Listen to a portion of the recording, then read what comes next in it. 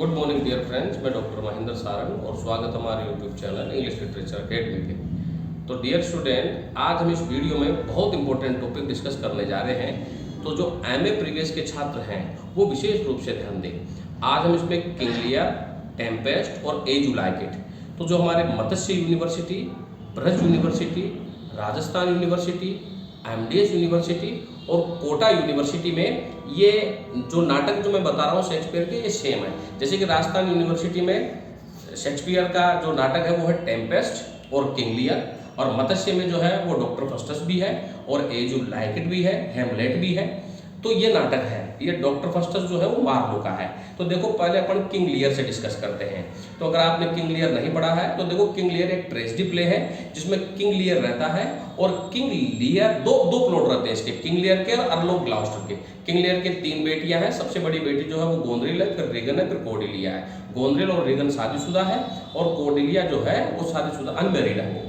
और इधर जो अर्लो ग्लाउस्टर रहता है उसके 2 बेटे रहते हैं। एक नाजायज संतान रहती है जिसका नाम रहता है एडमंड और इधर रहता है एडगर। तो ये दोनों के बीच की कहानी है।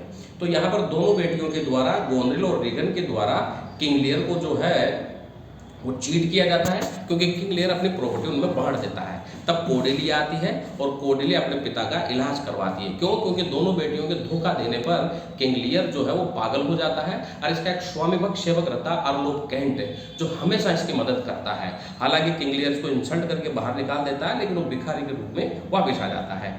उधर एडमंड जो है वो अपने पिता से बदला लेता है अर्लो ग्लाउस्टर से, और वह एडगर को अपने पिता के सामने साबित कर देता है कि वो उनकी हत्या करना चाहता है, जिससे नाराज होकर ग्लाउस्टर एडगर को बाहर निकाल देता है। लेकिन एडगर भिखारी के रूप में उसी के राज्य में रहता है, अपने पिता का ध्यान रखता है। एडमंड, गोंद्रिल और रीगन मिल जाते हैं और ये तीनों मिलकर के किंग लियर को, ग्लाउस्टर को बंदी बना लेते हैं, उसकी आंखें फोड़ देते हैं और किंग लियर को ढूंढने की कोशिश करते हैं।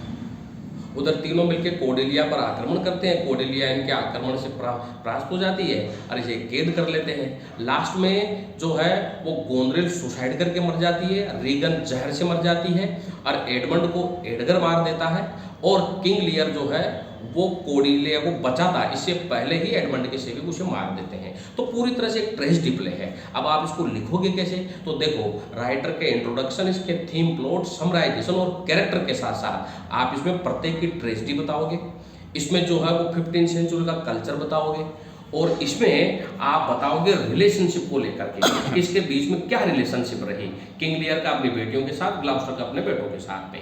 और फिर आप इसमें ये बताओगे कि ये जो नाटक जो है शेक्सपियर का, ये नाटक जो है वो किस कल्चर को प्रस्तुत करता है, उसके बारे में भी आप विस्तार से लिखोगे, और लास्ट में कंक्लूजन और क्रिटिकल कमेंट के साथ में इसको आप फिनिश करोगे। तो ये ट्रेजेडी प्ले है। अब चलते हैं अपन टेम्पेस्ट पे।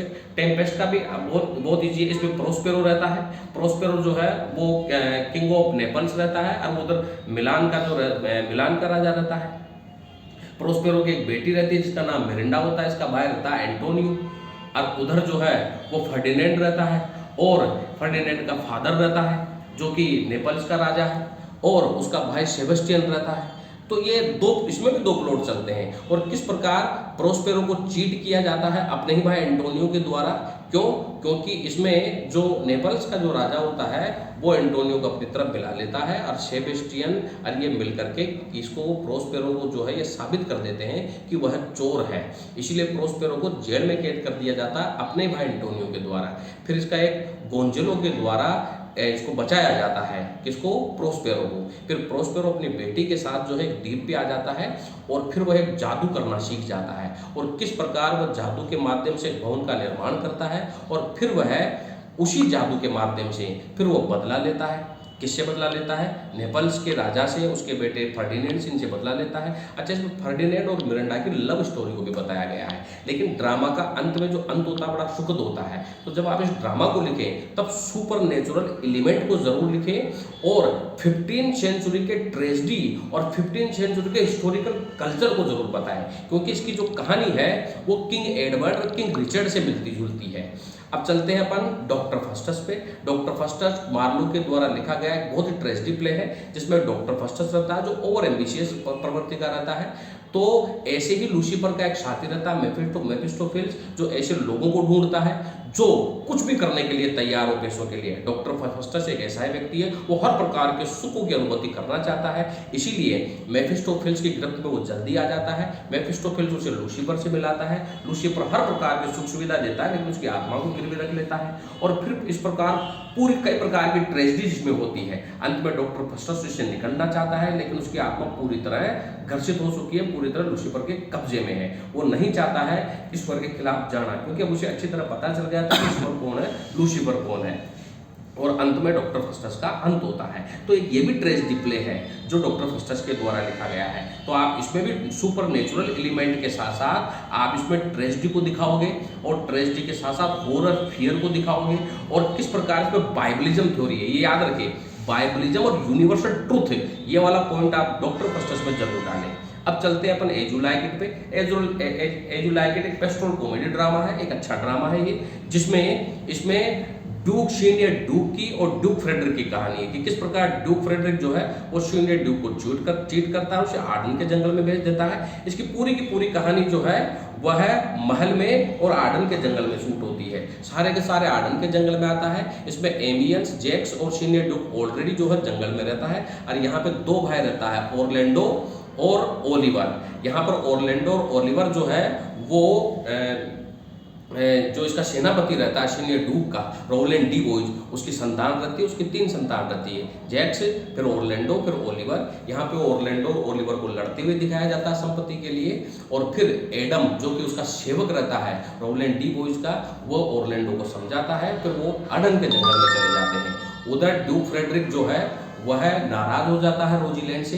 ड्यूक फ्रेडरिक की बेटी का नाम है शीलिया, रोजीलैंड जो है वो सीनियर ड्यूक की बेटी है।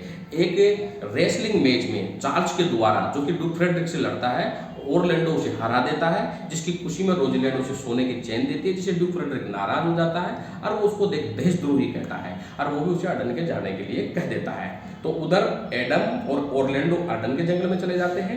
ड्यूक फ्रेडरिक के बाद देशद्रोही कहने पर रोजीलैंड गैनीमेडी बन के और शीलिया एलिना बन करके आर्डन के जंगल में जाती है, और वहीं पर ही फिर रोजीलैंड गैनीमेडी के रूप में ऑरलैंडो से मिलती है, और उधर शीलिया एलिना के रूप में ओलिवर से मिलती है, क्योंकि ओलिवर भी अपने भाई ऑरलैंडो को ढूंढते हुए आर्डन के जंगल में चला जाता है। लेकिन ऑरलैंडो अपने भाई ओलिवर को एक शेरनी के उससे बचाता है, जिससे उसका मन परिवर्तित हो जाता है, और वो फिर अपने भाई के फेवर में आ जाता है। अंत में ड्यूक फ्रेडरिक भी आ जाता है, और यहाँ पर फेबे है और सिल्वियस है, 2 यहाँ पर गवालिने हैं, ऑड्री और फेबे, और 2 गवाले हैं यहाँ पे सिल्वियस और कोरिन।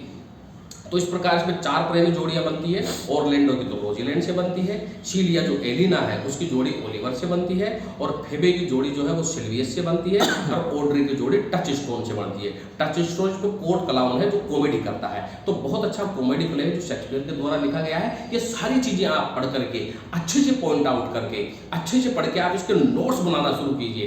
पेपर बहुत जल्दी शुरू होने वाले हैं। देखो पेपर की पॉसिबिलिटी जो है वो मार्च से अप्रैल में है, लेकिन हो सकता है कि चुनाव की वजह से आगे भी खिसक जाए, लेकिन आप मार्च व अप्रैल को मान करके एमए की तैयारी करना शुरू कर दीजिए। तो आज मैंने आपको डॉक्टर फेफस्टस, किंग लियर, टेम्पेस्ट और एज यू लाइक इट के बारे में बताया है, और आप मेरे फ़ोन नंबर है 992866028963043837। आप इनके कोटेशन लिखिए, इनको बनाइए, और बना करके लिख करके मेरे पास में मुझे व्हाट्सएप कीजिए, ताकि मैं चेक कर सकूँ कि आप कैसा सही लिखते हैं। और किसी भी प्रकार की सलाह के लिए आप मुझे कमेंट बॉक्स में लिख के ज़रूर बताएं। और जिन छात्रों को नोट्स की ज़रूरत हो, मेरे पास में प्रिंटेड मेरे द्वारा किए गए और मेरे द्वारा हस्तलिखित नोट्स है, जो उनको PDF में मिलेंगे, और ये पेड कोर्स है। तो जिन भी छात्रों को आवश्यकता है वो ज़रूर कॉल करें। Thank you very much dear friends.